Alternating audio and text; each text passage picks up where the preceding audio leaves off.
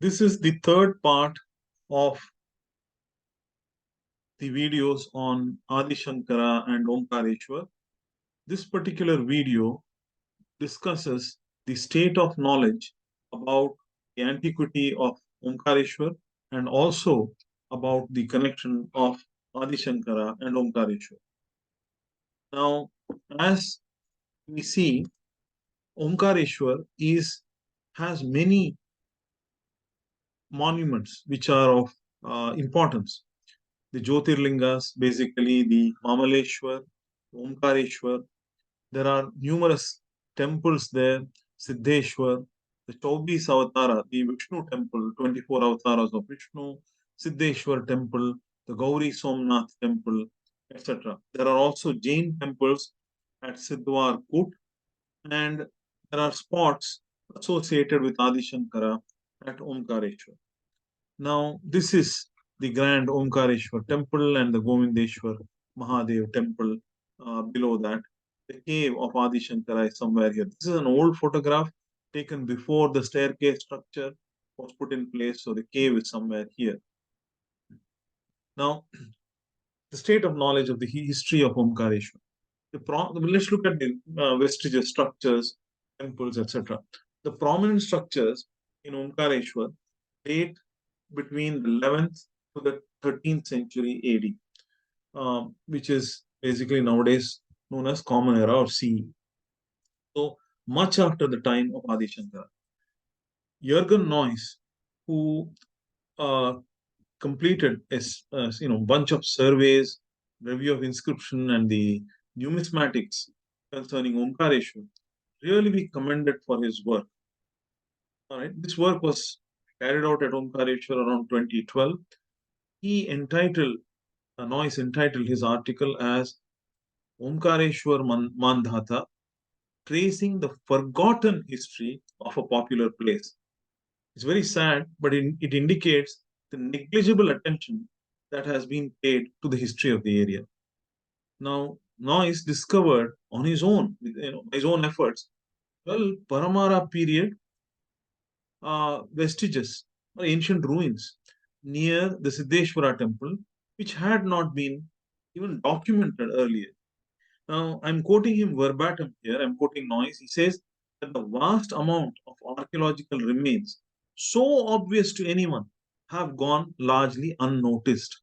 This is the sad state of affairs regarding the ancient history of Omkareshwar. Now, he and others have studied the inscriptions, and the earliest inscription located thus far at Omkareshwar dates from 1055 CE, so the mid 11th century. Now, Noyes then went to the texts because he realized that he could not find sufficient information from the field survey that he had conducted. And he suggested, based on his textual analysis, that the Mamaleshwara or the Amaleshwara temple might have been founded prior to the 6th century CE, okay, which means AD, and definitely before the 9th century CE. He also concluded that the area surrounding the Amaleshwara temple was considered sacred and was active at least from the 9th century CE onwards. Okay, that is about the what we know. Medieval history and maybe early medieval history is what we know about Omkareshwar. As far as the ancient history, I believe several of us, we all believe that Omkareshwar is indeed an ancient place, but we know almost nothing about its early history because no detailed surveys or excavations have been done at Omkareshwar. I mean, this is the typical state of affairs anywhere. Uh, these surveys and excavations at Omkareshwar are critical because it has been projected now as being an ancient place and one that is associated with Adi Shankara. So we have to complete the process of the surveys and the excavation. Now, I just want to point out that, even in the construction, I think there was a large dam that has been constructed on the Narmada, which I saw in 2015 when I had gone to Omkareshwar. The MP state government was asked to identify structures on the banks of the Narmada which might get submerged. And they gave a list of 9 temples. They did conduct a survey of those temples and gave it to the ASI. And I think some or many of these were shifted quite successfully by the Archaeological Survey of India to avoid submergence. Thus, while we have not put any efforts to study the history of Omkareshwar, the development process, the fast development process that is taking place there, is slowly obliterating the sites which are required to be studied. Hence, now what I request and suggest is that prior to the construction of the Ekatma Dham, archaeological surveys and excavations should be conducted at Omkareshwar. What about Adi Sankara and Omkareshwar? Let's look at the Shankara Vijayas, which is the normal uh, texts which are consulted regarding Adi Shankara. The Shankara Vijayas are not unanimous about the place itself where Shankara met his guru Govinda Bhagavad Pada. Some suggest Chidambaram in Tamil Nadu, some suggest the bank of the Kaveri, some suggest Kashi, some suggest Badri, and a couple of them suggest the bank of the Narmada as the meeting places.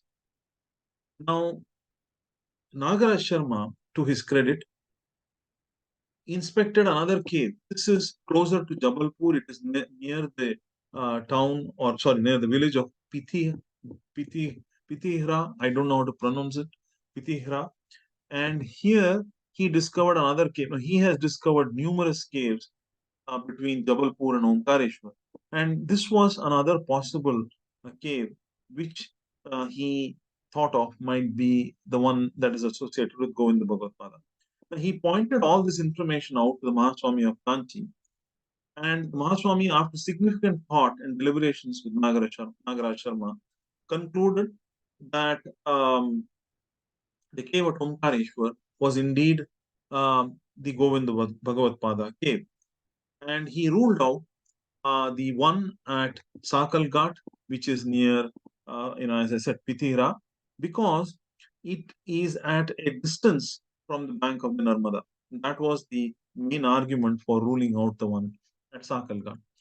Now, local legends apparently suggest that both the ashrama of Govinda Bhagavad Pada and the place where Shankara was initiated into sannyasa are at Omkareshwar. It is just, it behooves us to actually find these texts, and I'm sure these local texts can be found. They have not been found thus far.